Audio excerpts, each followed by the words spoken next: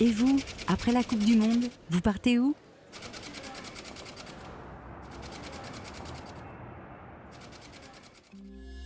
XL Airways, l'avion plus malin.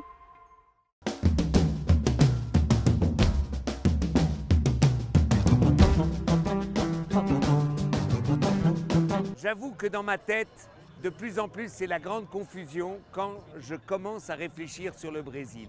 Ce Brésil passionné pour le foot, ce Brésil critique pour le foot, ce Brésil très religieux comme ici à Brasilia. Et donc, on ne sait plus sur quel pied danser, ou je ne sais plus sur quel pied danser.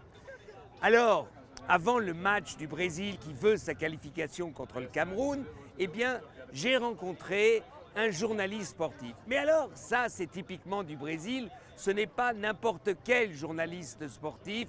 C'est un journaliste qui, en fait, à 17 ans, a commencé à lutter contre la dictature militaire en rejoignant le groupe de Carlos Marighella, c'est-à-dire Juca Kfouri. Juca Kfouri, donc, à 17 ans, guérillero contre la dictature militaire, devient, quelques années après, le plus grand journaliste sportif du Brésil.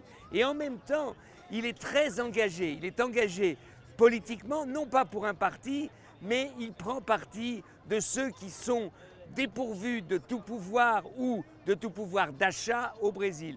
Donc c'est quelque chose d'étrange. C'est un homme arrivé, c'est un homme respecté, c'est un homme qui a su dans sa vie donc réunir la passion pour le football, la passion pour le sport, la passion pour la Coupe du Monde et en même temps à continuer à critiquer le pouvoir, les pouvoirs en place. Alors inutile de dire, c'était un grand copain de Socrates, inutile de dire qu'il a suivi de très près la révolte des joueurs d'aujourd'hui de Bon Senso. Mais voilà, c'est ça le Brésil.